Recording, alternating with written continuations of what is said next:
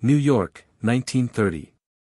A city caught between glamour and rot, where jazz clubs pulse over alleyways soaked in blood, and men in silk suits walk with the quiet confidence of wolves.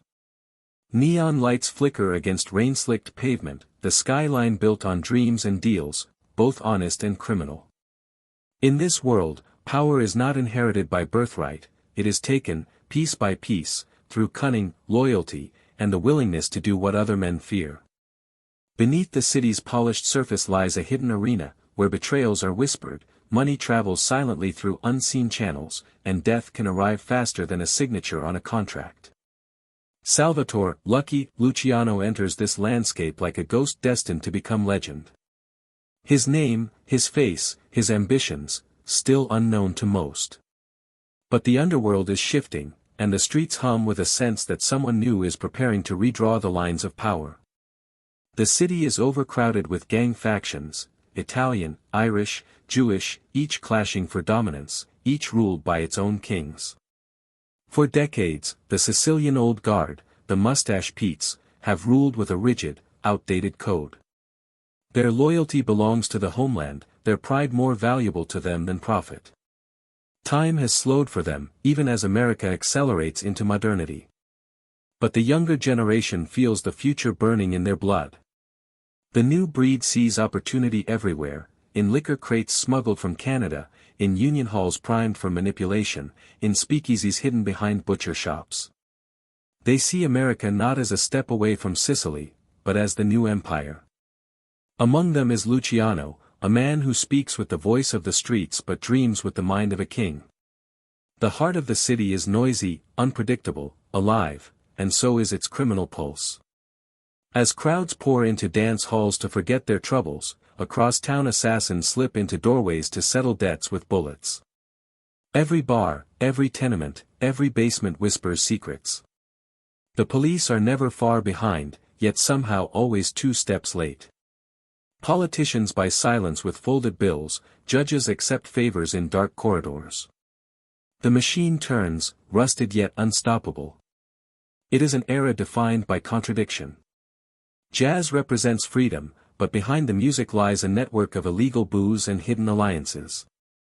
The Great Depression strangles families, while gangsters grow rich because poverty makes people listen. Ordinary men wait in breadlines, extraordinary criminals dine in splendor. Power exists in 2 forms, the official kind, printed in newspapers and spoken in courts, and the true kind, traded in back rooms where no laws apply. The mafia is already here, but fragmented, it has no unified voice. Petty bosses wage small wars over scraps of territory, deaf to the possibility of cooperation. Their loyalty to tradition blinds them to opportunity. They cling to Sicilian customs that do not bend, even when the world around them shifts. Their methods, slow, cautious, ruled by ancient rivalries, no longer suit a country hungry for speed and profit. Then comes the quiet storm.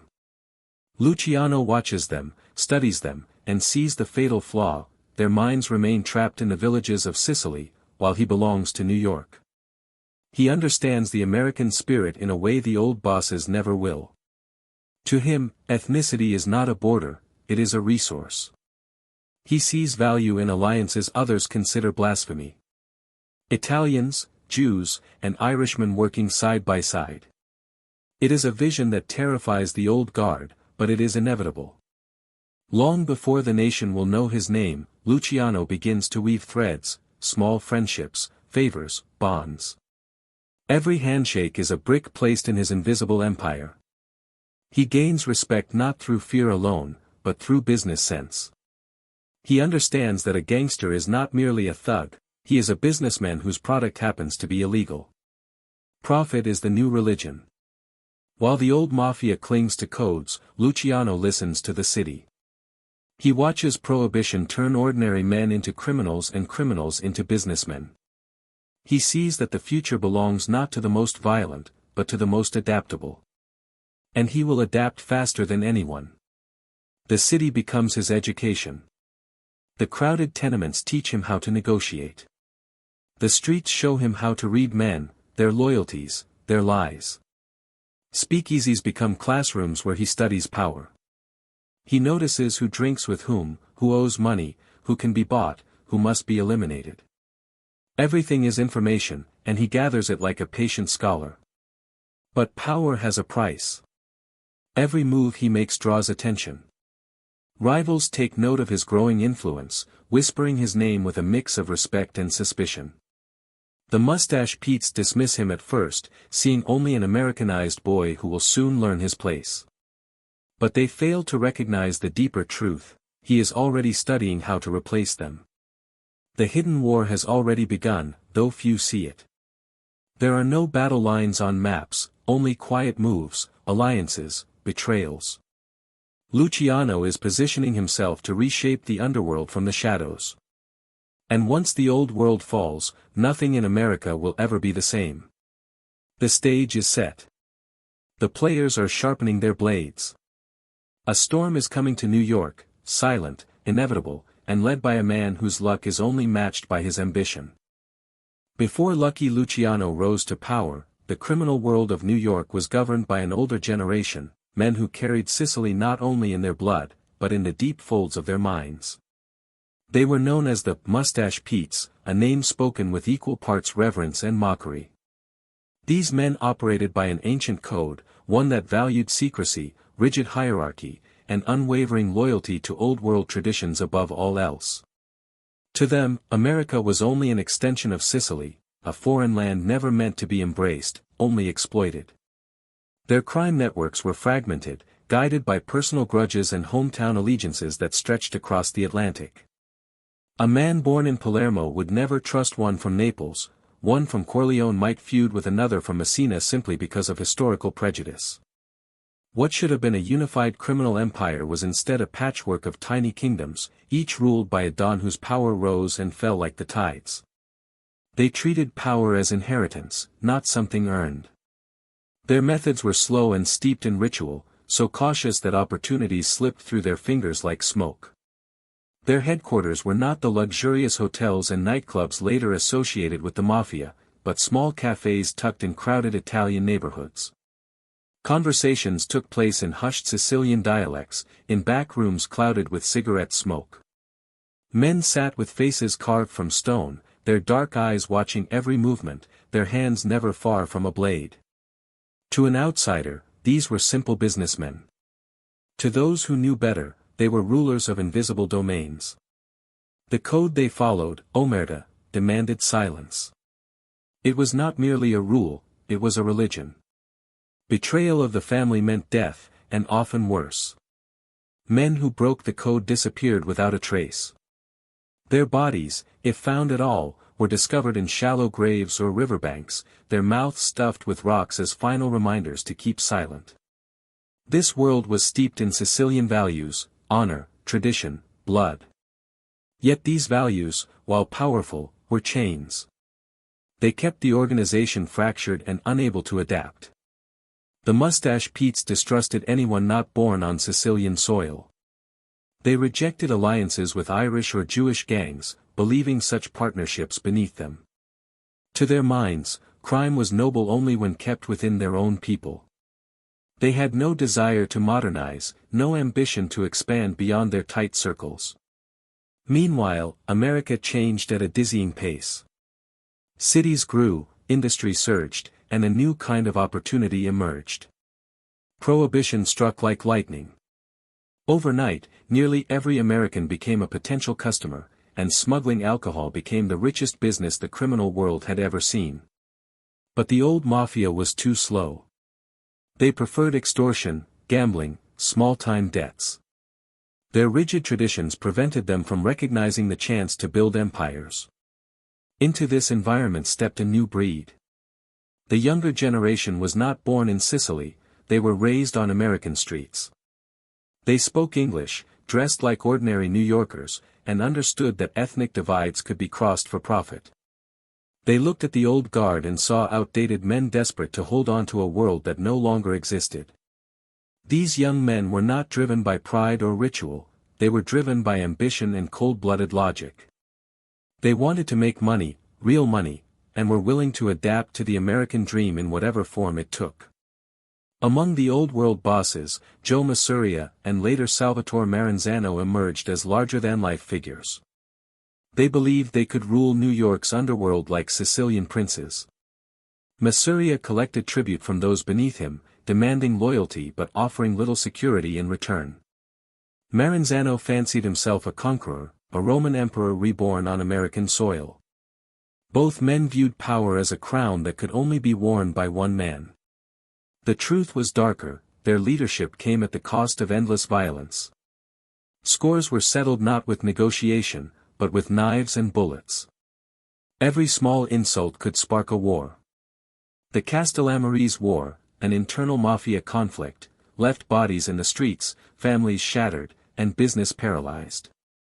Public places became battlegrounds, a friendly handshake could hide a loaded gun. It was a world where trust was a luxury no one could afford. As these old bosses fought over territory, the police watched from the shadows, underfunded, corrupt, and often powerless. Politicians took bribes, judges were compromised, and the system rotted from within. Law enforcement raided speakeasies and arrested street-level operators, but the generals remained untouched. The mafia thrived in this chaos, but it never truly grew. Without strategic vision, it remained a regional parasite, feeding off communities but never becoming the unstoppable organism it could be. The Jewish criminal underworld, led by men like Meyer Lansky, grew rapidly in influence. The Irish, too, controlled unions and political machines. But the Mustache Petes refused to see them as anything more than rivals. They rejected partnership, choosing instead to fight small turf wars that cost more blood than they earned in profit. While their contemporaries modernized, forming networks that stretched across cities, the old mafia remained confined to tradition. They built their foundations on caution rather than daring. They controlled small-time extortion, farmed loyalty through fear, and hoarded power like misers. Their vision extended only as far as their block or borough. And though they called themselves kings, their kingdoms were tiny. Still, their presence loomed large in immigrant neighborhoods. To many Italian families, the mafia was both protector and predator. It settled disputes, provided financial support, and punished those who threatened the community. The police were strangers, the mafia was family. This duality gave the Mustache Petes an aura of authority that seemed unshakable. But their time was running out.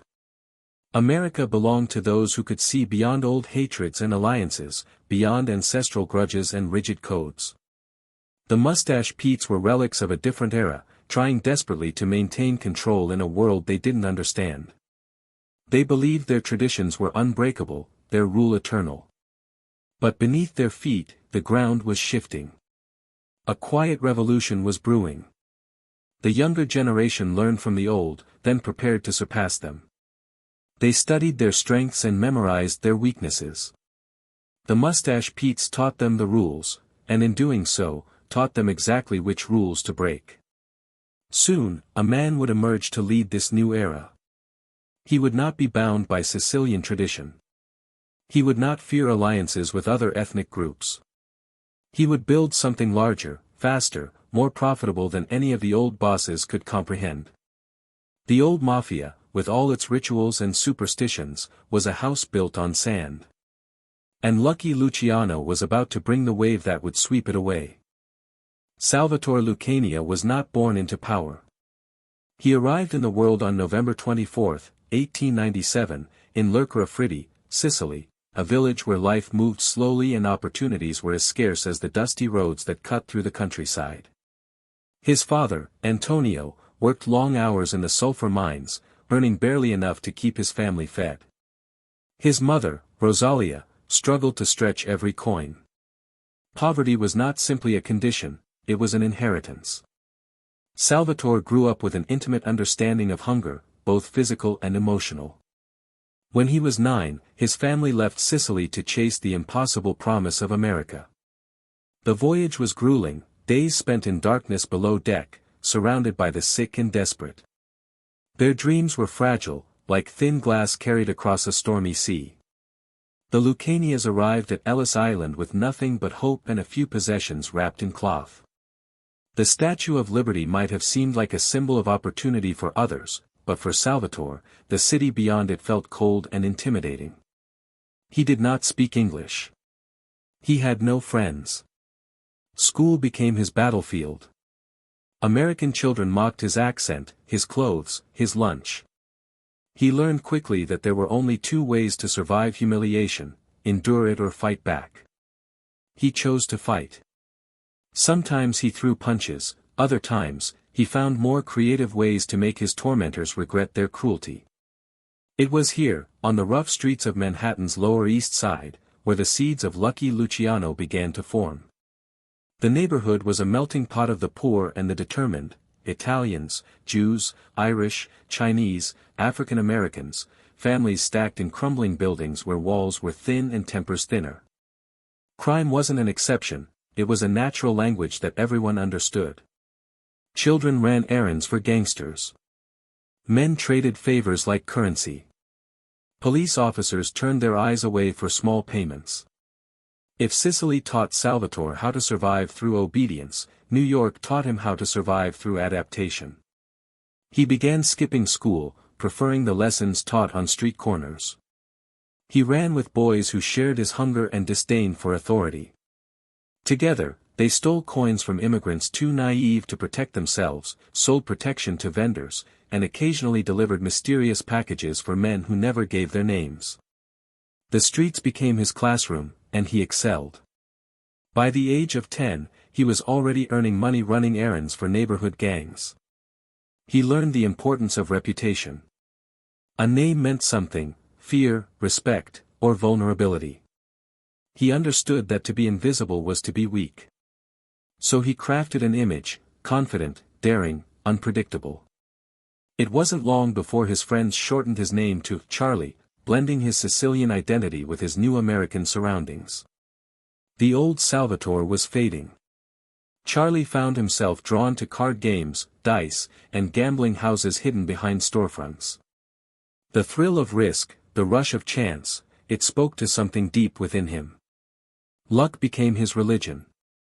And as his winnings grew, so did his legend. When he won, people joked about how lucky he was. When he survived street fights without serious injury, his nickname became prophecy. Soon, Lucky Luciano would be the name that defined him. As a teenager, he formed a small gang with boys who would later become giants of organized crime: Meyer Lansky and Benjamin "Bugsy" Siegel. Their alliance was unusual: Italian, Jewish, and fiercely ambitious.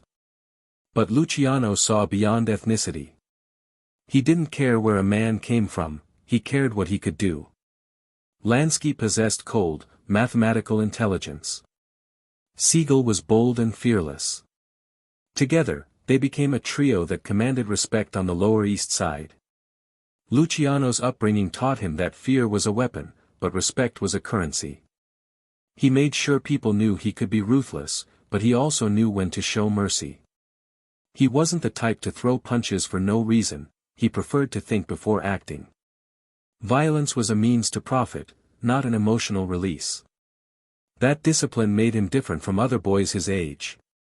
By his mid-teens, Luciano left school entirely. The legitimate path, education, steady work, slow progress, felt too small for him. He watched his father labor day after day, muscles aching, spirit fading. And for what? To barely feed his family? Luciano refused such a fate. Crime was not just a choice, it was liberation. He became involved in running heroin, though the trade troubled him. He didn't use it himself, but he found profit in supplying others. Still, the work was dangerous. He clashed with rival gangs and found himself in jail more than once. But each arrest taught him lessons: whom to trust, how police operated, when to stay silent. Every mistake became part of his education. In his late teens, Luciano faced a life-changing moment. He was abducted by unknown men, rivals, and beaten so brutally that they disfigured his face.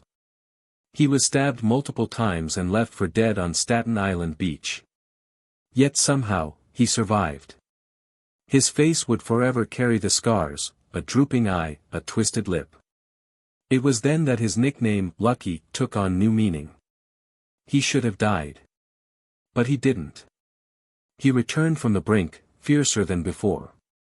The attack taught Luciano that loyalty was fragile. It also taught him that survival required strategy.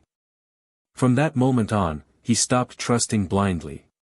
He became more calculated, more cautious. The scars became a warning to others, proof that he was a man who had already faced death and walked away. Luciano's psychological evolution accelerated. He stopped acting like a street kid and started thinking like a leader. He realized that the future of crime wasn't in small-time shakedowns, it was in organization. Prohibition came like a gift from the heavens. Alcohol, once legal, now became a fortune waiting to be seized. Luciano dove into the trade with unrelenting focus. He made connections with bootleggers, smugglers, and corrupt officials. He built networks, not just gangs. His relationship with Lansky and Siegel deepened. Together, they built an empire from the shadows, selling liquor to people from all walks of life, bankers, judges, politicians. Luciano learned how power worked. Money bought influence. Influence bought safety. Safety built empires. But even as his power grew, he remained grounded in his origins. The streets had shaped him, taught him how to read men, how to sense danger, how to command respect without shouting. He dressed sharply, spoke confidently, and carried himself with calm authority. People trusted him because he seemed unshakable.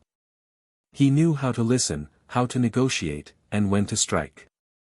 His early life was a crucible, forging him into a unique blend of brutality and intelligence.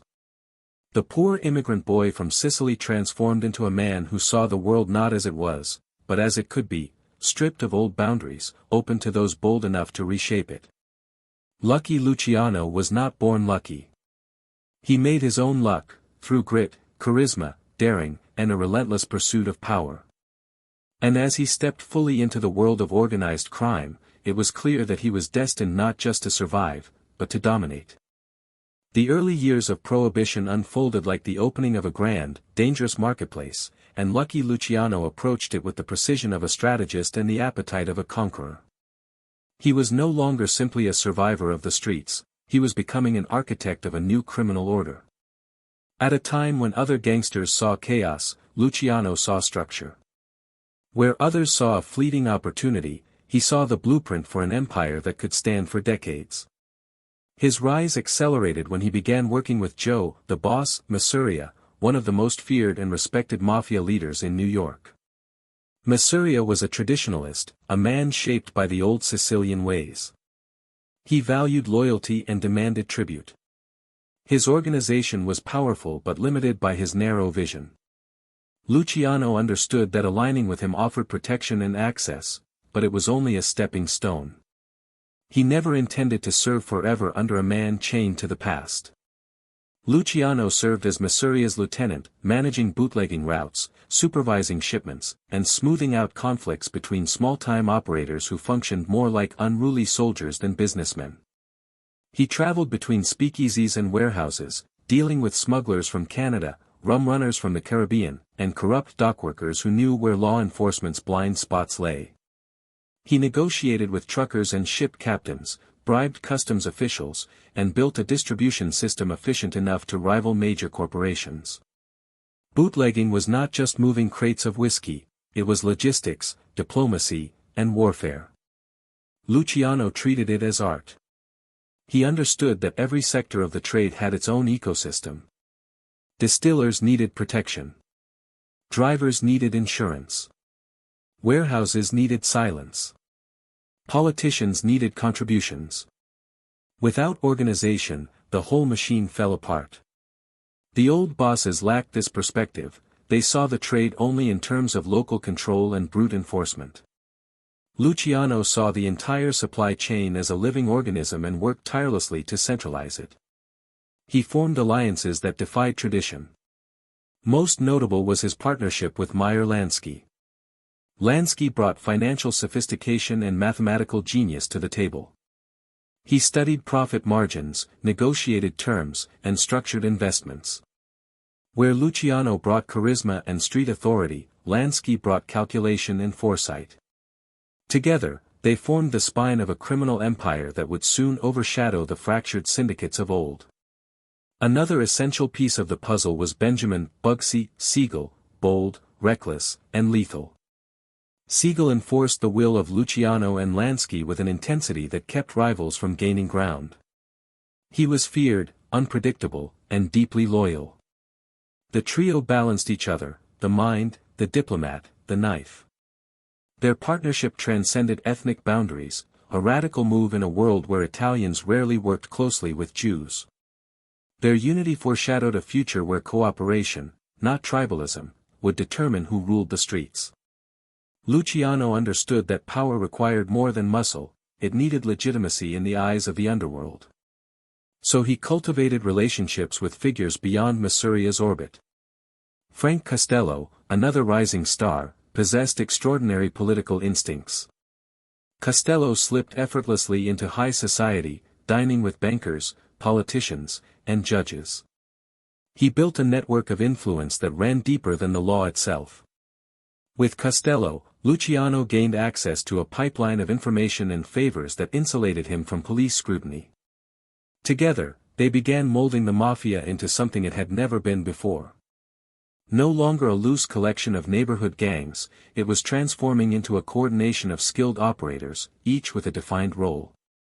Luciano insisted that personal grudges and regional rivalries be set aside in favor of profit. If money could be made, he believed, then pride must bow to opportunity. It was a philosophy that infuriated the mustache Petes, who clung to old customs like armor. But their grip was weakening. A new generation was rising, and Luciano stood at its forefront. The heart of his vision was simple: crime should be run like any legitimate business. There would be leadership, structure, rules, and enforcement.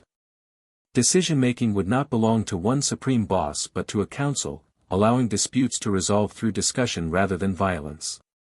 He believed that monopoly, not chaos, was the path to true dominance. To build that future, Luciano began reorganizing operations. He created a hierarchy based on competence rather than birthplace. Talent mattered more than lineage. Men who showed intelligence, reliability, and ambition found themselves rising quickly, regardless of whether they were Sicilian, Neapolitan, or anything else. He rewarded results, not reputation. This merit-based approach attracted ambitious young criminals who saw in Luciano a leader capable of opening doors long sealed shut. Violence still had its place, but Luciano used it with precision. Assassinations became strategic tools rather than impulsive acts. Rivals who refused cooperation met quiet ends, sometimes in alleyways, sometimes in crowded restaurants where the message would be impossible to ignore. Luciano learned that fear traveled faster than bullets. A single execution could silence dozens of enemies. But he also learned that excessive bloodshed invited attention. Balance was everything. His empire expanded beyond liquor. He moved into gambling, prostitution, narcotics, and labor racketeering. Each venture was managed like a division within a corporation. Men specialized in specific trades, accountants tracked revenue, lawyers stood ready to manipulate legal loopholes, corrupt police ensured investigations dissolved into thin air. Luciano oversaw it all, but he rarely involved himself directly in street-level operations. His gift lay in leadership, delegating power to capable men while remaining the silent force behind every major decision. In the shadows of New York, Luciano became a man with two faces. To law enforcement and political insiders, he was a charming businessman who frequented nightclubs and dined in elegance. To the underworld, he was the mastermind who connected once isolated gangs into an unstoppable syndicate. His magnetism was undeniable. He spoke calmly, dressed impeccably, and carried himself with quiet authority. Men admired him. Women adored him. Enemies feared him. But the true core of his empire was the network of relationships he cultivated. He believed in loyalty, earned, not enforced. He treated allies with respect, honored deals, and offered protection. Those who worked with him prospered, those who betrayed him vanished. His reputation spread across the country. By the late 1920s, gangsters from Chicago to Cleveland sought his counsel. He was still young, but his influence stretched far beyond Masuria's grasp. Yet Luciano understood that as long as the old bosses ruled, the future would remain shackled. Joe Masuria and his rivals were powerful, but their methods belonged to another time. They demanded obedience but offered no innovation. They enforced loyalty through fear rather than opportunity. Luciano knew that the only way to build a true empire was to remove them, not through open rebellion, but through calculated revolution. He began quietly positioning allies, strengthening his ties with Lansky, Siegel, and Castello. He opened communication channels with the Castellammarese faction led by Salvatore Maranzano, a rival of Masuria. He studied both sides, measuring their strengths and weaknesses, observing how their feud drained resources and paralyzed business. While others shed blood over grudges, Luciano prepared for a world beyond petty wars. He envisioned the Commission, a governing body to oversee all organized crime, prevent unnecessary conflict, and ensure profits flowed smoothly. Each family would control its territory, but all major decisions would be made collectively. No single man would rule. The era of dictators would end. Order would replace chaos. This vision drove every step he took. While outwardly loyal to Masuria, he was already building the foundation of a new mafia. A mafia that resembled corporate America more than the feuding clans of Sicily. A mafia that could embed itself into the very fabric of the nation. A mafia that could endure. Brick by brick, deal by deal, Luciano built his empire, not as a tyrant, but as a strategist. He looked at the criminal world and saw potential no one else could imagine. Where others saw walls, he saw doors waiting to be opened. And soon, the moment would come when the old order would fall, clearing the way for the future he had quietly crafted from shadows and ambition. By the late 1920s, Lucky Luciano had established himself not merely as a streetwise hustler or a lieutenant to the old bosses, but as a visionary capable of transforming the very structure of organized crime in America. The young Italian immigrant had begun to see the limitations of the old mafia, the rigid hierarchies, the obsessive loyalty to Sicilian tradition, the petty infighting that left money on the table.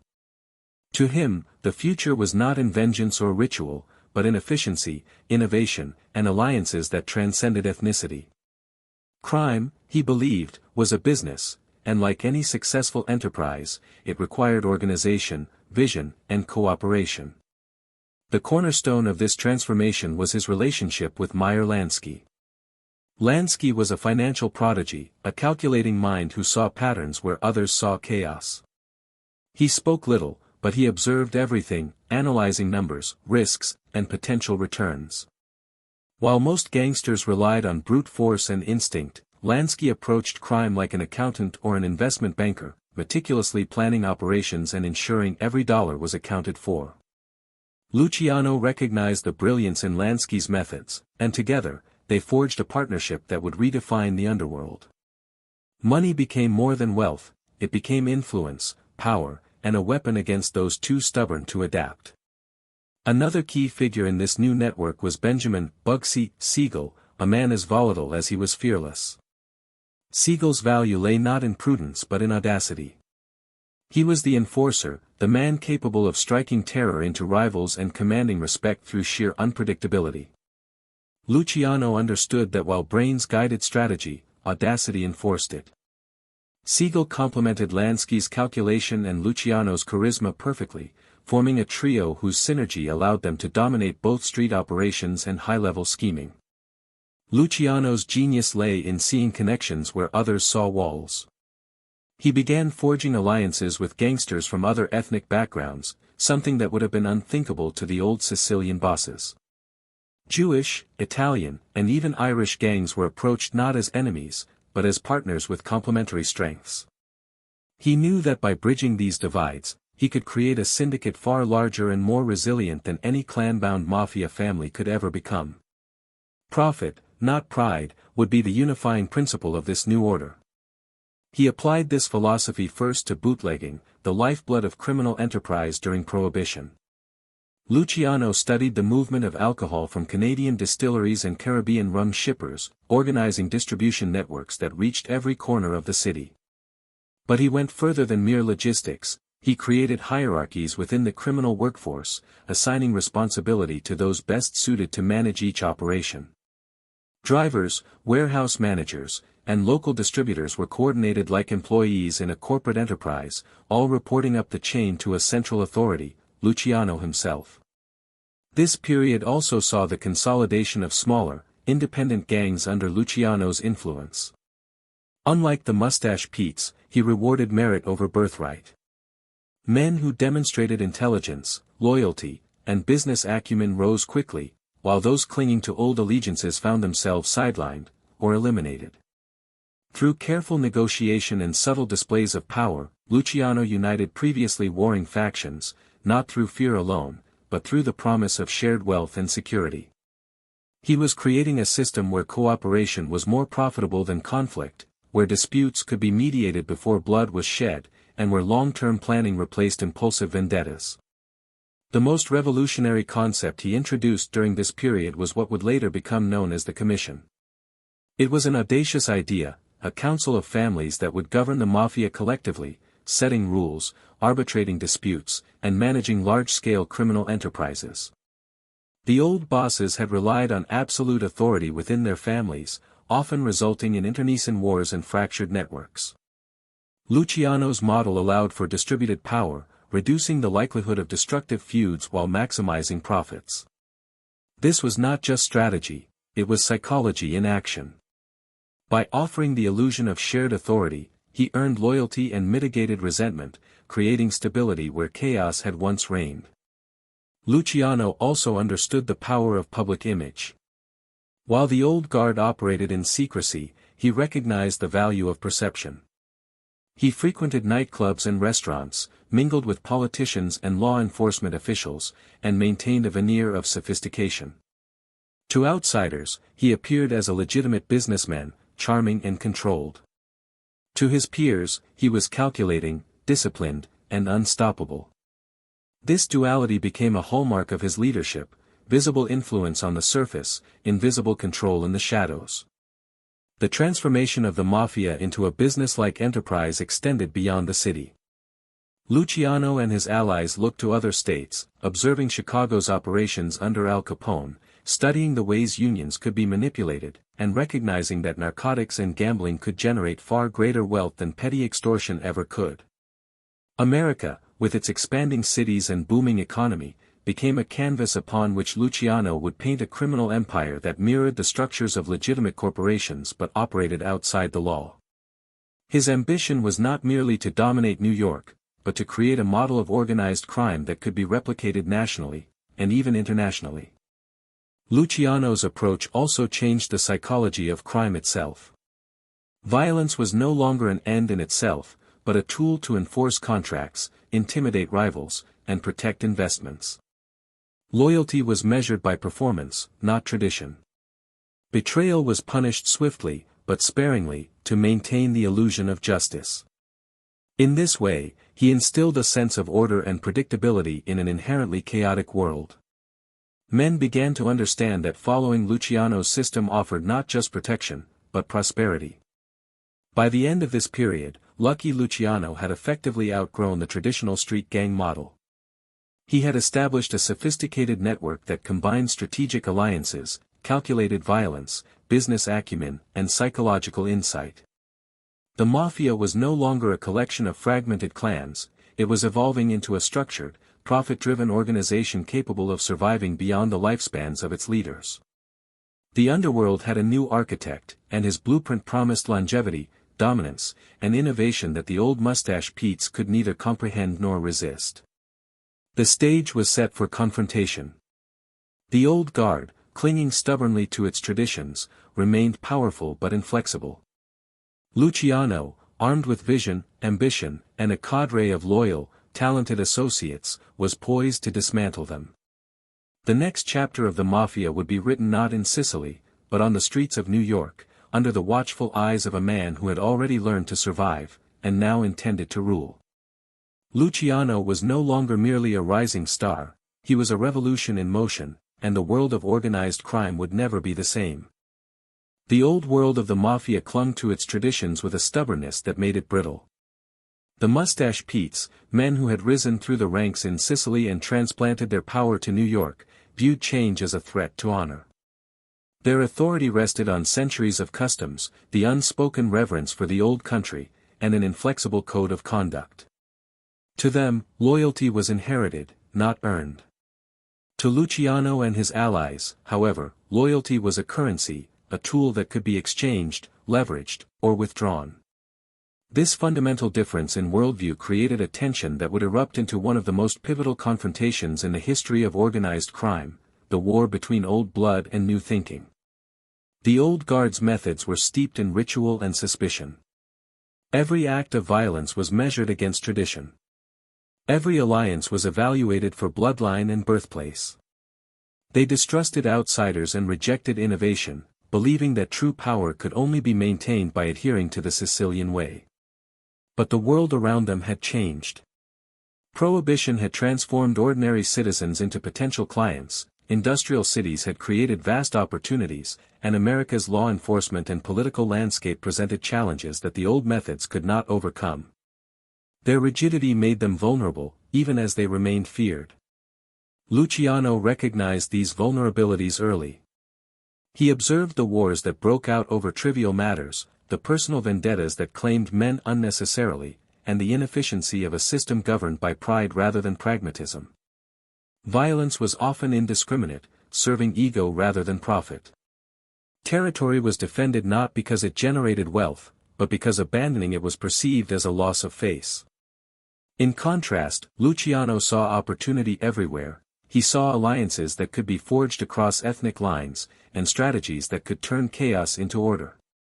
To him, the Mafia was not a club of Sicilian gentlemen, but a business empire waiting to be structured. The tension between old and new began to escalate as Luciano gained influence under Joe Masuria. He outwardly appeared loyal, performing his duties, managing operations, and demonstrating respect. But beneath the surface, he was quietly consolidating power, preparing for the inevitable clash. He cultivated relationships with ambitious young operators, men who, like him, were ready to challenge tradition and seize opportunity wherever it presented itself. They were pragmatic, ruthless, and unbound by the limitations of old-world thinking. The Mustache Petes saw the younger generation as brash and disrespectful, dismissing them as Americans lacking the heritage, discipline, and honor of true Sicilians. They underestimated Luciano's intelligence, charisma, and ability to unite disparate factions. This underestimation was a fatal flaw, one that would eventually be exploited. While the older bosses relied on fear and reputation to command respect, Luciano built networks through trust, mutual benefit, and strategic negotiation, tools they scarcely understood. The contrast between the two philosophies was stark. The old bosses believed in control through intimidation and adherence to ritual. The young generation believed in efficiency, profit, and the strategic use of violence. To the old guard, contracts and meetings were meaningless compared to blood and heritage. To Luciano, they were instruments to maintain order, reduce unnecessary bloodshed, and expand influence. In essence, it was a war of ideas as much as it was a war of men. This ideological conflict came to a head during the late 1920s, as tensions over territory, revenue, and leadership intensified. Smaller gangs were drawn into the struggle, forced to choose sides. Some remained loyal to the old way, valuing tradition over opportunity. Others gravitated toward Luciano, drawn by his vision of a more profitable, structured underworld. This division created fractures within the Mafia that would soon lead to open conflict. The city was on the brink of chaos, and the stage was set for a violent transformation. Luciano's strategy was methodical. He cultivated intelligence networks, observed the habits and weaknesses of his rivals, and calculated every move. He understood that the Mustache Petes would resist change fiercely, and that direct confrontation could be fatal. Instead, he waited for moments of vulnerability, when alliances shifted, when egos clashed, and when violence could be directed strategically to achieve maximum impact. Every step was designed to weaken the old guard without exposing himself to unnecessary risk. Meanwhile, Luciano was reshaping the criminal workforce. He recruited based on competence, not birthright. Men who were effective, intelligent, and loyal found themselves elevated, while those who clung to Sicilian orthodoxy were sidelined. By offering opportunity and profit, he began to draw talent away from the old factions. This was a psychological masterstroke. Instead of defeating the old guard through sheer force, he dismantled their power from within by eroding their influence and redirecting loyalty. The psychological dimension of this conflict cannot be overstated. For the old bosses, loyalty was absolute and unquestioned, a reflection of identity itself. To lose a subordinate was not merely a loss of manpower, it was a threat to their very sense of authority and legitimacy. For Luciano, however, loyalty was conditional, a reflection of benefit and trust. By aligning ambition with opportunity, he ensured that men would follow him because it served their interests, not because tradition demanded it. This created a cadre of fiercely committed followers whose allegiance was both rational and durable. The contrast between old blood and new thinking also extended to negotiation and diplomacy. Traditional bosses saw compromise as weakness, they resolved disputes with bullets. Luciano, however, understood the value of dialogue, mediation, and calculated concessions. By positioning himself as a mediator in conflicts, he built a reputation for fairness and strategic intelligence. Even rivals respected his acumen, though they feared the subtle precision of his ambition. In effect, he rewrote the rules of engagement, replacing chaotic vendettas with controlled, profitable outcomes. This approach would prove decisive in the coming conflict known as the Castellammarese War. As tensions erupted between Masuria and Maranzano, the divisions between old blood and new thinking became more than ideological, they became lethal. Luciano's ability to navigate the complex web of alliances, betrayals, and shifting loyalties would allow him to emerge not just victorious, but as the architect of a new era. By embracing modern methods, pragmatism, and strategic alliances, he positioned himself to dismantle the old guard systematically, turning their rigidity into vulnerability. In the end, the war between old and new was not simply a battle of men, but a clash of philosophies. Tradition and pride faced off against innovation and ambition.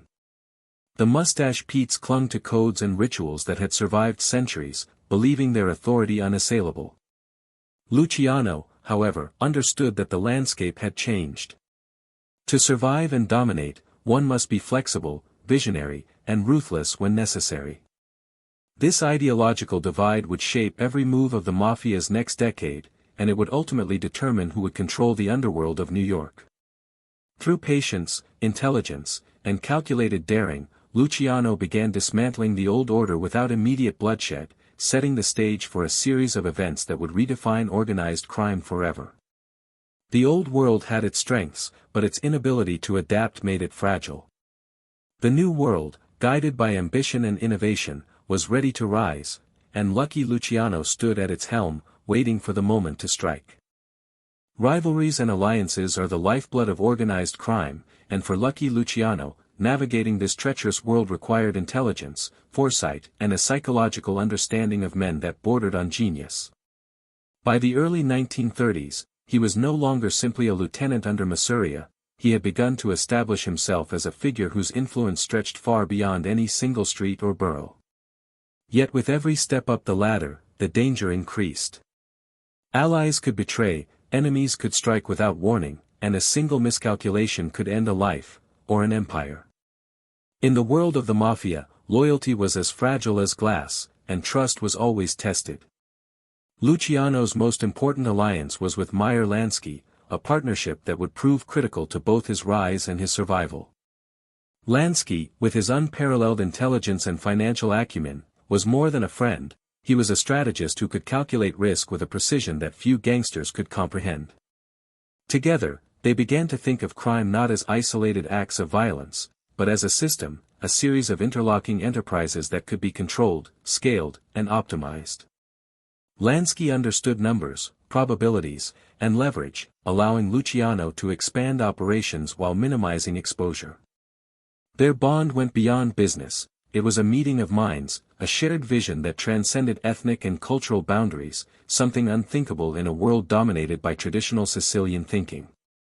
Benjamin Bugsy Siegel complemented this alliance perfectly. Siegel was not the thinker, he was the enforcer, the man whose fearlessness and unpredictability made rivals hesitate. While Lansky built the framework and Luciano negotiated, Siegel executed. He was the embodiment of controlled chaos, capable of terrifying precision when necessary. Together, the three men formed a triumvirate whose combined skill set allowed them to dominate both the streets and the hidden corridors of power. Each played a role that the others could not, creating a balance between intellect, diplomacy, and force, a balance that was essential in a world where missteps were fatal. Yet as powerful as these alliances were, Luciano had to constantly navigate the treacherous waters of rivalries. Joe Masuria, though an ally in appearance, was increasingly wary of Luciano's ambition. The old boss had risen through tradition, respect, and fear, and he could not comprehend a younger man who combined charm, intellect, and ambition in equal measure. Masuria's paranoia made him unpredictable, a danger not just to Luciano, but to the men who had aligned themselves with him. Trust had to be carefully measured, every word, every gesture, and every action was analyzed for signs of duplicity. Simultaneously, Salvatore Maranzano, the head of the Castellammarese faction, presented both a threat and an opportunity. Maranzano was as rigid as Masuria, a man who believed in absolute authority and the sanctity of the old Sicilian ways. He coveted control of New York, and his ambitions placed him on a collision course with both Masuria and Luciano. Understanding Maranzano's psychology was critical. Luciano realized that brute force alone could not secure victory. Alliances had to be forged, loyalties had to be manipulated, and rivalries had to be exploited with surgical precision. Every player in this deadly game was both a potential ally and a potential traitor. The psychological chess game extended beyond bosses to lower-level operatives and street soldiers. Luciano knew that fear could only carry a man so far. Beyond that, loyalty had to be cultivated through opportunity, reward, and shared vision. Men followed him not only because he could command violence but because he could offer them advancement, security, and prosperity. This strategic manipulation of loyalty allowed him to consolidate power while simultaneously weakening rival factions. In a world where a misstep could mean death, the ability to predict and influence behavior was as valuable as a gun or a knife. Rivalries were not limited to Italians. Jewish gangs controlled numbers, gambling, and extortion in certain parts of the city, while Irish gangs held sway over unions, docks, and political influence. Luciano's willingness to cooperate across ethnic lines was revolutionary. By forming alliances with these groups, he expanded his reach, gained access to new resources, and created a network that could survive traditional mafia warfare. These alliances were delicate, maintained through negotiation, mutual benefit, and the implicit understanding that betrayal would not be tolerated. Luciano's genius lay in balancing cooperation and intimidation, ensuring that no partner felt entirely secure, keeping everyone dependent on his leadership. Betrayal was a constant specter. Men who appeared loyal could be swayed by money, fear, or resentment. Luciano understood this deeply. He cultivated intelligence networks, monitored the moods of his allies, and maintained contingency plans for every possible act of treachery. Assassinations, when necessary, were executed with precision, serving both as punishment and as warning. The art of strategic violence became as critical as any financial maneuver, reinforcing the psychology of control that underpinned his empire. Every alliance had to be calculated against potential rivalries. Even his closest friends were tested. Luciano constantly assessed the ambitions of Lansky, Siegel, and Castello, ensuring that their loyalty was genuine while remaining alert to the subtle shifts of ego and desire. The balance of power was a delicate web, one misstep could unravel the entire structure. Psychological insight became as essential as money or firepower. Understanding what motivated men, their fears, desires, and ambitions, was key to both survival and domination. The stakes intensified as prohibition fueled wealth and ambition. Every operation generated revenue that could finance armies of men, bribe law enforcement, and extend influence across the city. With each success, alliances strengthened, but so too did the envy and paranoia of rivals. Luciano had to manage not just his enemies, but the internal dynamics of his own organization. Power had to be centralized without appearing oppressive, authority exercised without alienating potential allies. This balance between control and collaboration became the hallmark of his leadership style. As rivalries simmered and alliances solidified, Luciano began laying the groundwork for what would become the Commission, a governing body designed to manage disputes, coordinate operations, and prevent destructive infighting. This was a revolutionary concept, born from his experience navigating the tangled web of loyalties and betrayals. By institutionalizing conflict resolution, he reduced the need for arbitrary violence and created a sustainable model of organized crime that prioritized strategy over tradition. The combination of strategic alliances, psychological manipulation, and calculated enforcement allowed Luciano to consolidate power in a city defined by chaos and competition. His network extended through multiple ethnic groups, each loyal to him through a mixture of respect, fear, and mutual benefit. Rivalries were neutralized or redirected, and men who might have opposed him became integral components of his growing empire. Every relationship, friend or foe, was part of a larger calculation, a chessboard on which Luciano moved with unmatched skill. By the mid-1930s, it was clear that Luciano's approach had redefined the underworld. The old guard's reliance on fear and tradition had left them vulnerable, while his blend of diplomacy, intelligence, and strategic violence had created a network resilient enough to withstand internal and external pressures. Allies trusted him, rivals feared him, and even those who opposed him could not ignore his brilliance. In this complex landscape of power, psychology, and ambition, Lucky Luciano had become not just a player, but the architect of the game itself. The streets of New York in the early 1930s were a powder keg. The city, swollen with immigrants, speakeasies, and untold wealth from prohibition, had become a battleground where the old guard and the new generation of gangsters collided with deadly consequence. Lucky Luciano stood at the center of this storm, orchestrating alliances and movements like a general surveying a battlefield. The violence around him was not chaos, it was a carefully observed ecosystem, each act of aggression and retaliation a signal that shaped his strategy.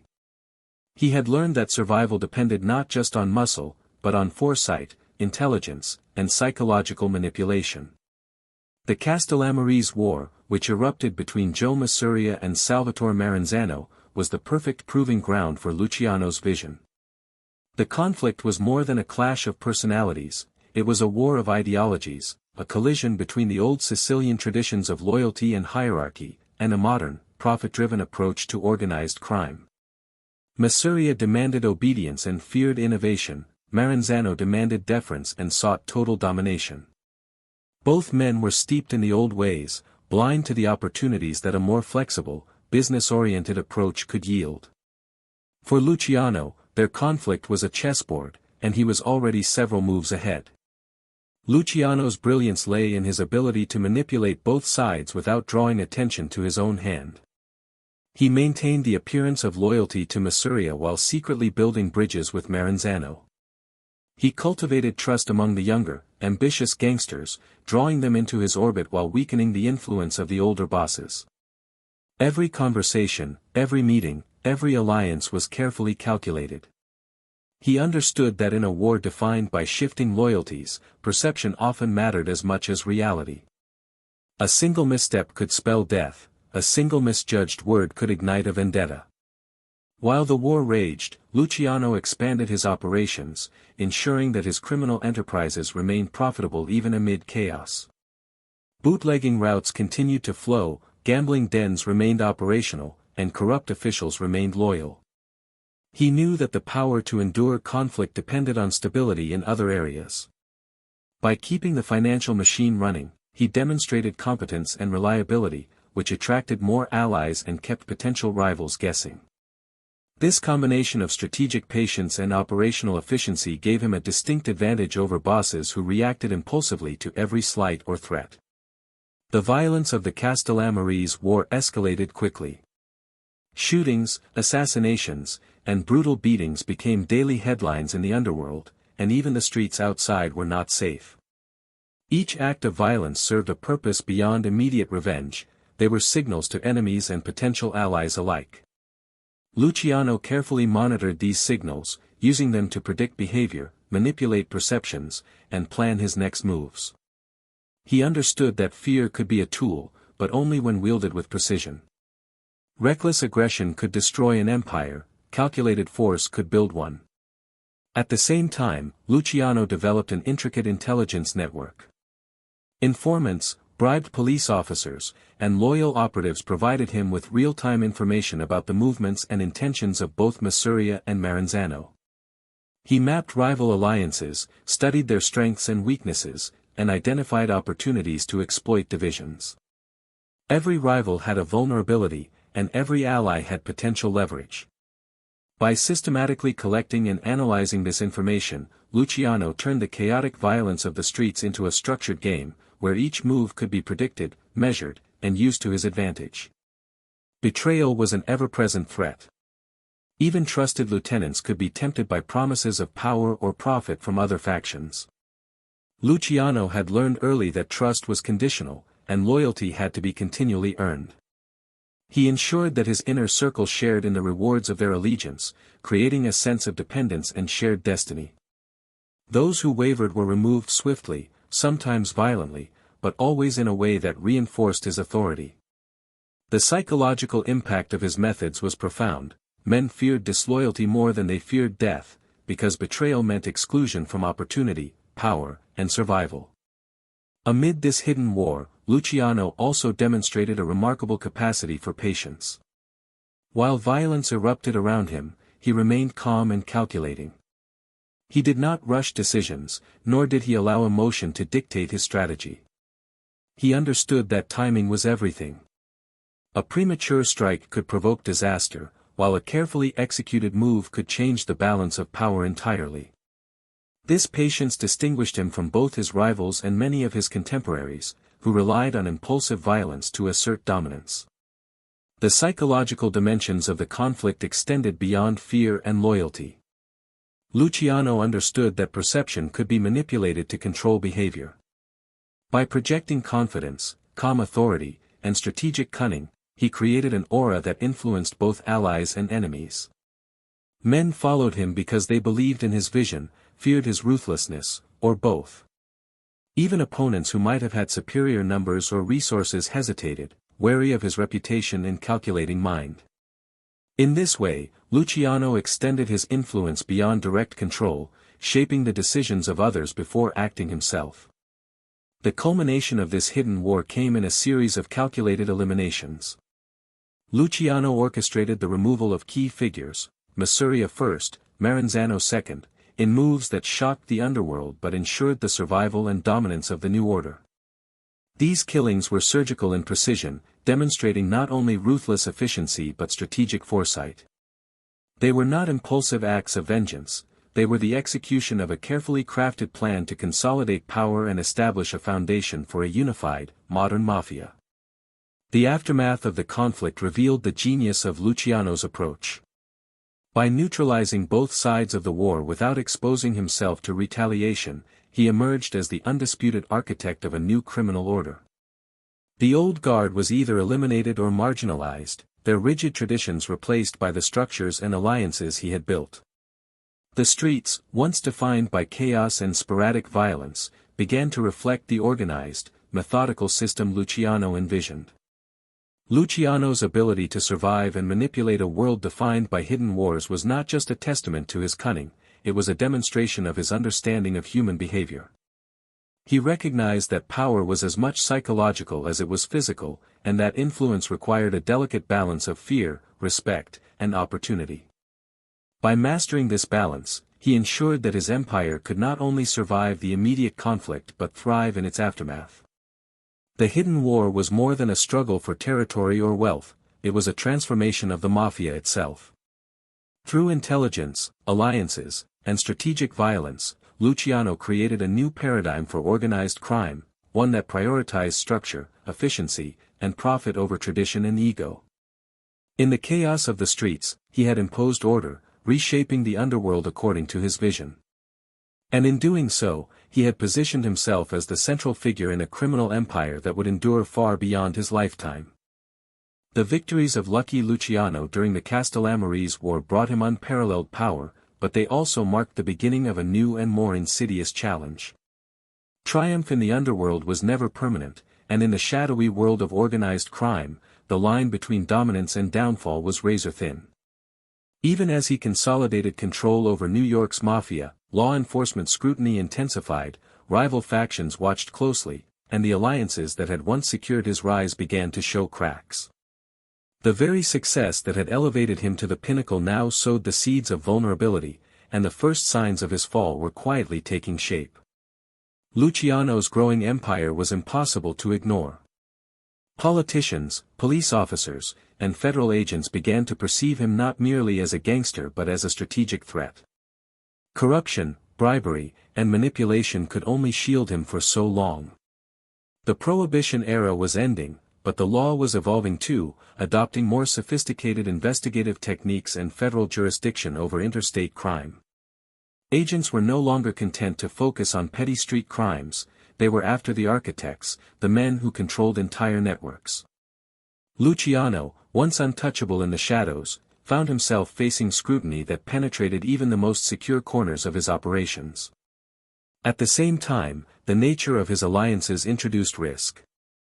Partnerships with figures like Lansky, Siegel, and Costello had propelled him to power, but they also created vulnerabilities. Disagreements, jealousy, and competing ambitions could fracture the network at any moment. In a world where betrayal was constant, even trusted lieutenants could be compromised, whether by law enforcement or their own desire for more influence. Luciano understood this danger and took precautions, yet the web of dependencies he had spun was vast, and complexity itself was a weakness. The higher he climbed, the more precarious his position became. Pressure also came from within the Italian community itself. The old guard, though largely neutralized, had not disappeared entirely. Some remnants of Masuria's and Maranzano's loyalists harbored resentment, waiting for an opportunity to strike back. Even as he maintained his outward charm and authority, Luciano had to navigate subtle plots and quiet threats from men who respected his power but resented his innovation. Old blood never fully forgave the young revolutionary who had upended tradition. The tension between fear and admiration, loyalty and resentment, created an environment where trust was fragile and paranoia constant. The first overt sign of Luciano's vulnerability came with increasing attention from law enforcement in New York. Investigators began piecing together evidence of bribery, extortion, and organized crime, linking him indirectly to murders and illegal enterprises. While they lacked the direct evidence needed for conviction, the pressure was mounting. Surveillance, informants, and investigative persistence created cracks in his carefully maintained armor. Even the most disciplined organizations are vulnerable when scrutiny is relentless, and Luciano's empire, expansive and complex, could not remain invisible forever. Adding to these pressures were shifts in public perception and media coverage. Newspapers sensationalized the mafia, portraying figures like Luciano as both dangerous villains and charismatic antiheroes. While this publicity enhanced his notoriety, it also painted a target on his back. Rivals used the media to undermine him, while law enforcement exploited public outrage to justify intensified investigations. In this climate, every move had to be carefully calculated. A single misstep in judgment or behavior could trigger legal consequences or provoke deadly retaliation from rivals. The stakes had never been higher. The human element was equally dangerous. Men he had once trusted implicitly began to test boundaries. Ambition is a constant in the criminal world, and even allies who had risen with him could be swayed by promises of opportunity, revenge, or self-preservation. Luciano's network required constant management, psychological insight, and negotiation to maintain cohesion. As his power expanded, so did the complexity of maintaining loyalty. The larger the empire, the more difficult it became to control the behavior of its constituents, and small fractures could grow into catastrophic breaches. The tipping point came with a series of arrests and investigations that targeted his associates. Even when Luciano himself remained uncharged, the legal pressure on his organization weakened his position. Associates were imprisoned, evidence was seized, and alliances were tested under the strain of fear. Every setback was both a strategic problem and a psychological burden. The men around him looked to him for guidance, and any hesitation could be interpreted as weakness. In the high-stakes world he had built, perception was as vital as reality, and pressure could distort both. Betrayal from within became inevitable. While Luciano had mastered the art of manipulating loyalty, the forces arrayed against him were increasingly complex. Federal authorities, ambitious lieutenants, and disaffected allies converged in ways that were difficult to anticipate. The very systems he had built to protect himself, his intelligence networks, alliances, and strategic structures, became targets for disruption. What had once been an advantage in consolidating power now required vigilance and adaptation to survive. Despite these mounting pressures, Luciano attempted to maintain control through strategic calculation. He continued to mediate disputes, enforce loyalty, and expand operations, relying on psychological insight and operational acumen to mitigate risk. However, even the most disciplined leader faces limits. External pressures, from law enforcement and rival factions, combined with internal vulnerabilities created an environment where even a misjudged action could precipitate a fall. The first cracks of his invulnerability were now visible, foreshadowing a period of trials, betrayals, and eventual incarceration. The beginning of Luciano's fall was not marked by a single event but by the cumulative weight of these pressures. Success had brought visibility, and visibility brought vulnerability. His enemies, both visible and hidden, waited for opportunities to exploit mistakes. His allies, while loyal, were subject to fear, greed, and self-interest.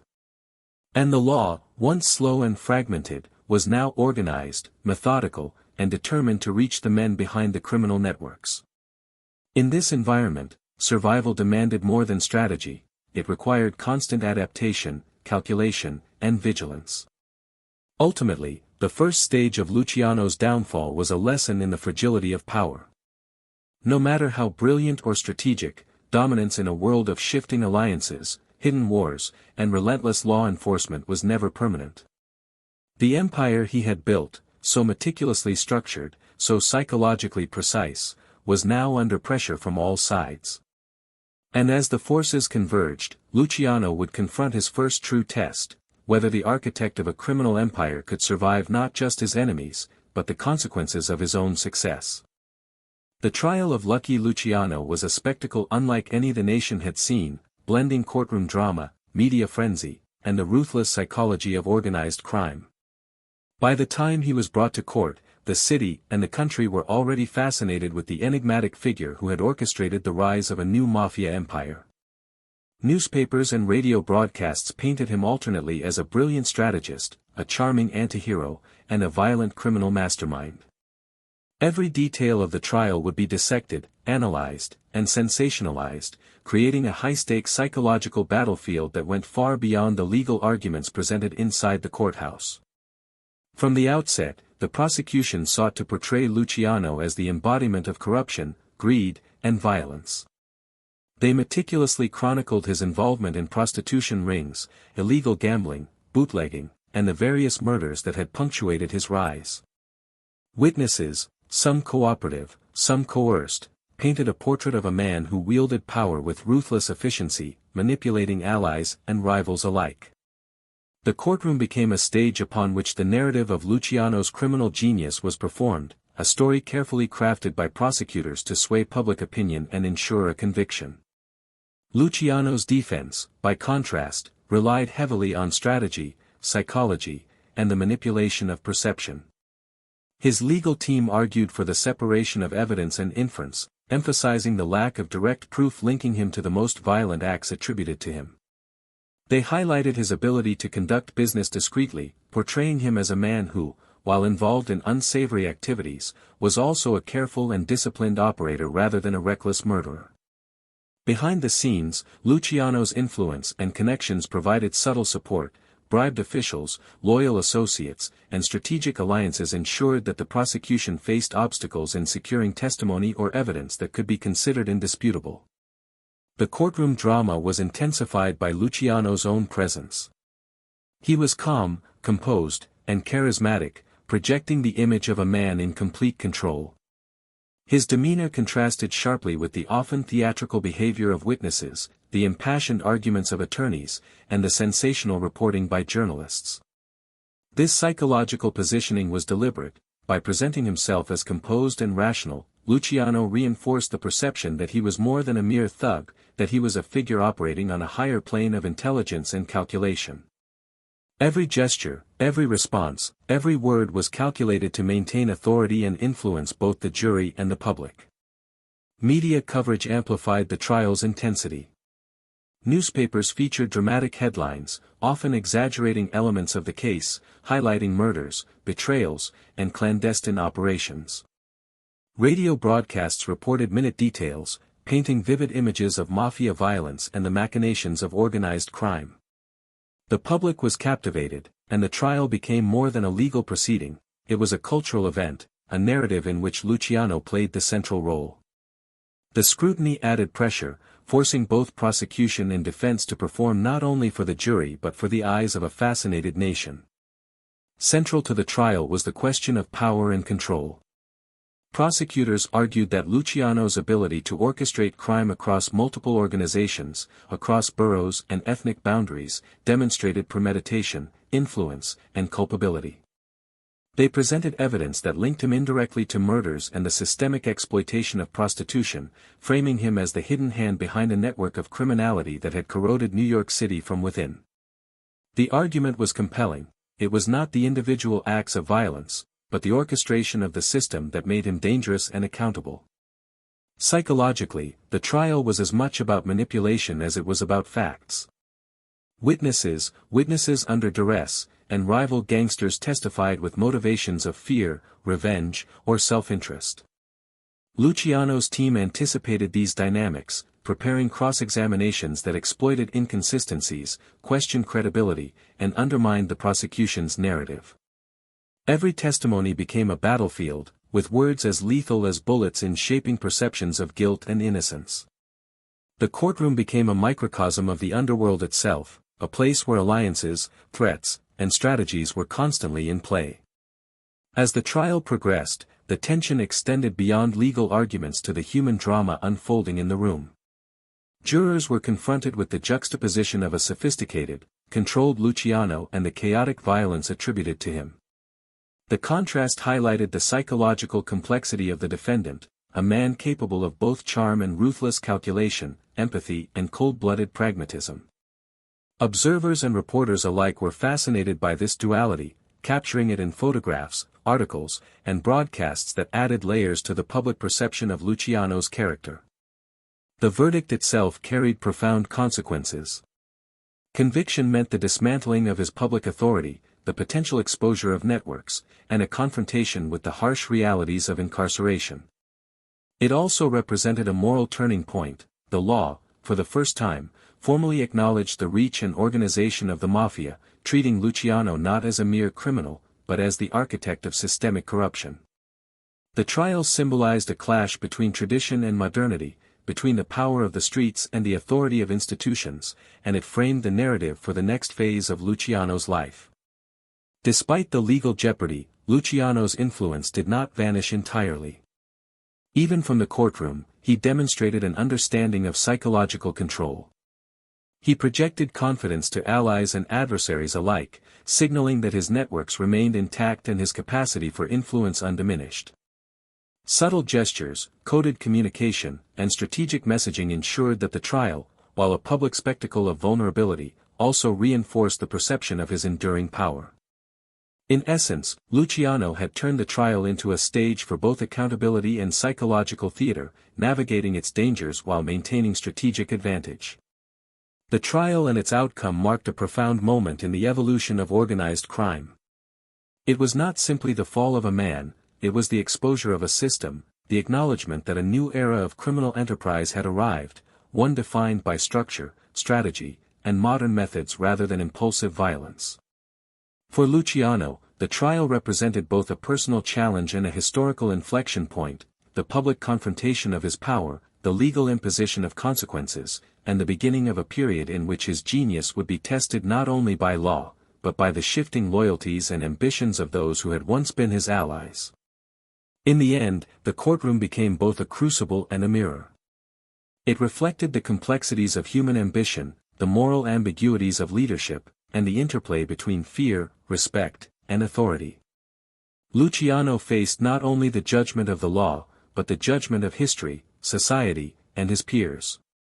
And as the gavel fell, signaling the sentence that would confine him, the world witnessed the intricate interplay of power and consequence, a dramatic chapter in the life of a man whose influence reached far beyond the walls of the courtroom.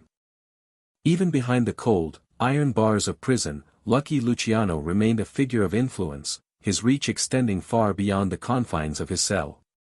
To many, incarceration might have signaled the end of his power, the final chapter of a life built on audacity, intelligence, and ruthless strategy. But Luciano had long understood that authority was not solely rooted in physical presence, it was psychological, structural, and systemic. From his prison cell, he continued to orchestrate operations, maintain alliances, and influence the criminal underworld, proving that control was as much a matter of mind as it was of muscle. Luciano's ability to exert influence from prison relied first and foremost on his network of loyal associates. Men like Meyer Lansky, Benjamin Bugsy Siegel, and Frank Costello carried out his directives, ensuring that business continued despite his physical absence.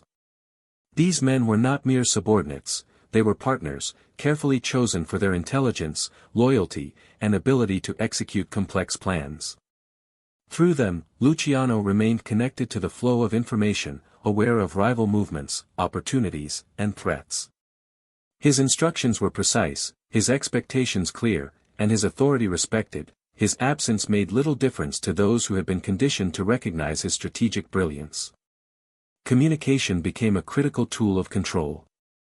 Despite prison restrictions, Luciano found ways to send messages, whether through letters, visiting associates, or intermediaries skilled in discretion.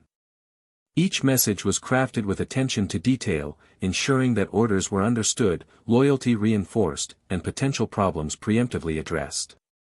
In this way, his network remained cohesive, responsive, and disciplined, allowing operations to continue with minimal disruption.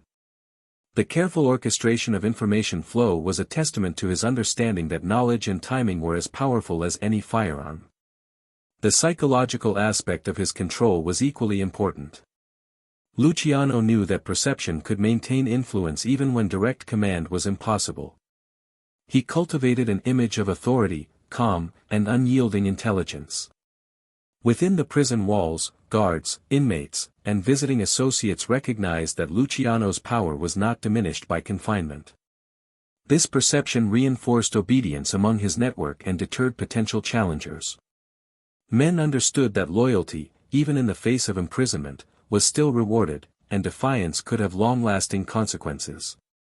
One of the key areas in which Luciano continued to exercise power was the coordination of criminal enterprises. Gambling operations, bootlegging networks, and union influence did not cease because he was behind bars, rather, they continued under his guidance. He established protocols for management, delegated responsibilities, and set long-term objectives, ensuring that profit and influence were preserved. Luciano's strategic vision extended to succession planning as well, identifying trusted lieutenants who could implement his plans and maintain stability. Even incarceration could not halt the growth and efficiency of the organization he had built. Prison also provided opportunities for negotiation and influence outside the underworld. Luciano understood the intersection of crime, politics, and law enforcement, and he leveraged his position to interact with authorities when advantageous. His ability to negotiate, whether for better conditions, strategic delays, or other concessions, reflected his enduring skills in diplomacy and psychological manipulation. These interactions reinforced his image as a figure capable of commanding respect, even among those who would otherwise see him as an adversary. At the same time, the isolation of imprisonment presented challenges. Intelligence flow was slower, risks of miscommunication higher, and his direct ability to enforce discipline limited. Luciano adapted by empowering his lieutenants with authority while maintaining ultimate oversight. Trust was critical, and he carefully monitored the loyalty and performance of those acting on his behalf. Those who demonstrated competence and commitment were rewarded with increased responsibility, while those who faltered were sidelined or removed. Even in confinement, he created a culture of accountability, efficiency, and hierarchy that mirrored the system he had built outside. The threat of rivals did not disappear in prison; if anything, it intensified. Competitors and disaffected members of the old guard observed Luciano's confinement as an opportunity to challenge his influence. But he anticipated such moves. Through careful orchestration, he neutralized potential threats by reinforcing loyalty among his allies, punishing betrayal indirectly, and projecting the certainty that his influence remained unbroken. The message was clear: physical confinement did not equate to weakness, and those who underestimated him did so at their own peril. Luciano also used prison as a psychological proving ground, demonstrating resilience and strategic patience. While others might have succumbed to despair or rash action, he maintained control over his temperament, projected calm authority, and continued to make calculated decisions. This patience was not passive, it was an active strategy, a demonstration that true power did not require constant display but could be exerted quietly, subtly, and effectively. His ability to remain influential without direct physical dominance marked a profound evolution in the psychology of leadership within organized crime.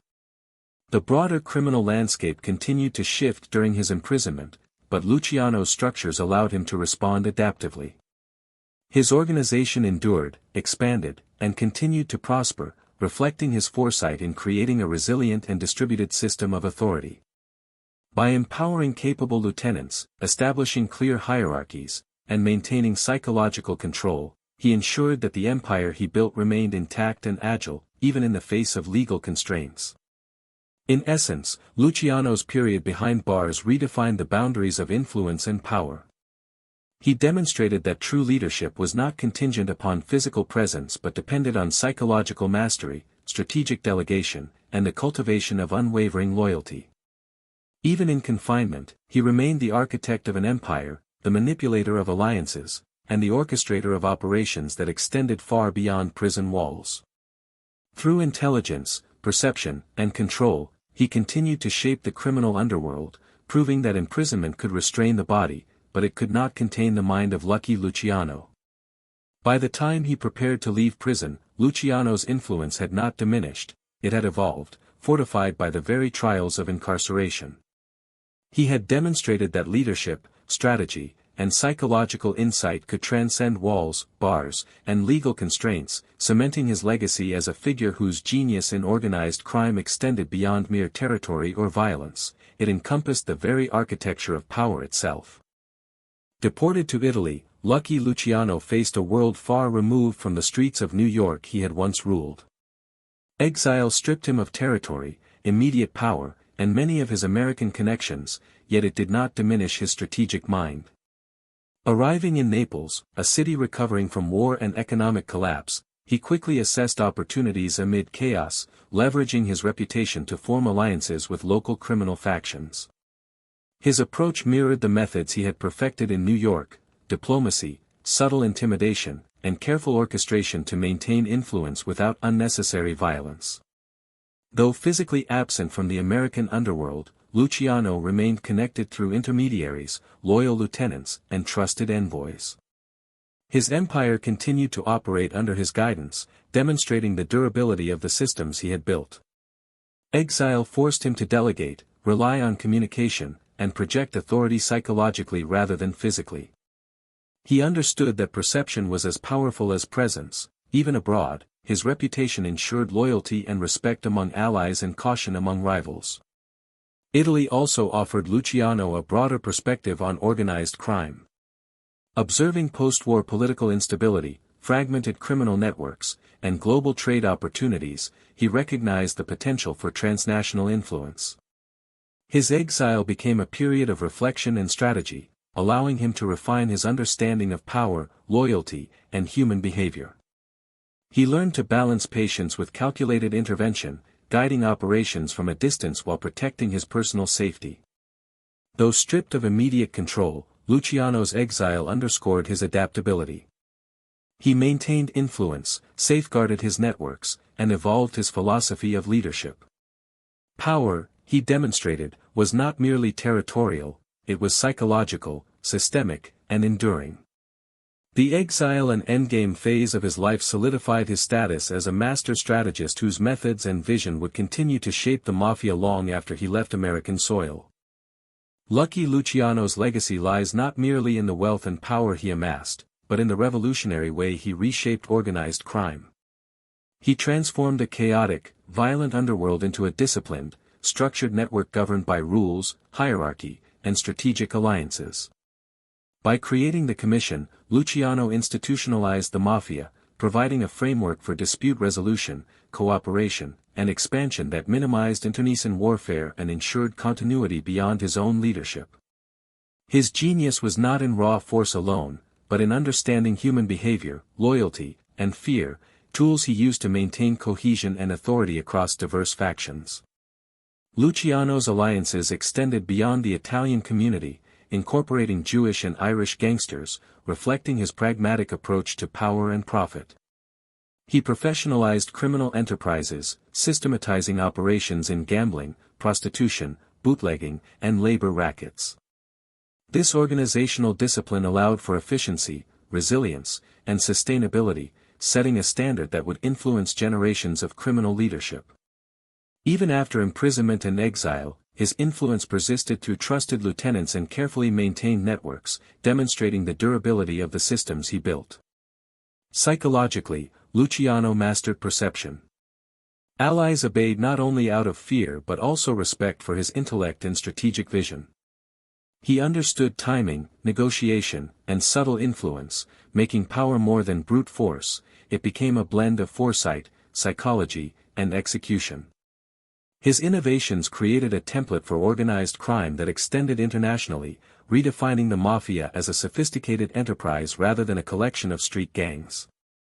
Luciano's story illustrates the duality of power, brilliant yet morally complex, strategic yet ruthless. His enduring influence shows that systems, psychology, and leadership can outlast individuals. He remains both a cautionary figure and an archetype of criminal ingenuity, a man whose mind shaped the modern Mafia and whose methods continue to define organized crime worldwide. Lucky Luciano's life reflects the extremes of human ambition, intelligence, and moral complexity. Rising from the streets of Brooklyn to the pinnacle of organized crime, he mastered strategy, psychology, and influence in ways few have ever matched. His career illustrates that true power is not only physical or financial, but deeply rooted in perception, loyalty, and the ability to manipulate human behavior. Every alliance, every calculated move, and every risk he took was part of a larger vision, an empire designed to endure beyond the life of any one individual. Even in defeat, imprisonment, and exile, Luciano demonstrated resilience and strategic acumen. He continued to exert influence through intermediaries, maintaining the cohesion of his network and ensuring that his systems of control remained intact. Exile forced him to adapt, think globally, and refine his understanding of leadership, demonstrating that authority can transcend geography and circumstance when applied intelligently. Luciano's story is also a cautionary tale. His brilliance came at the cost of violence, betrayal, and the exploitation of countless lives.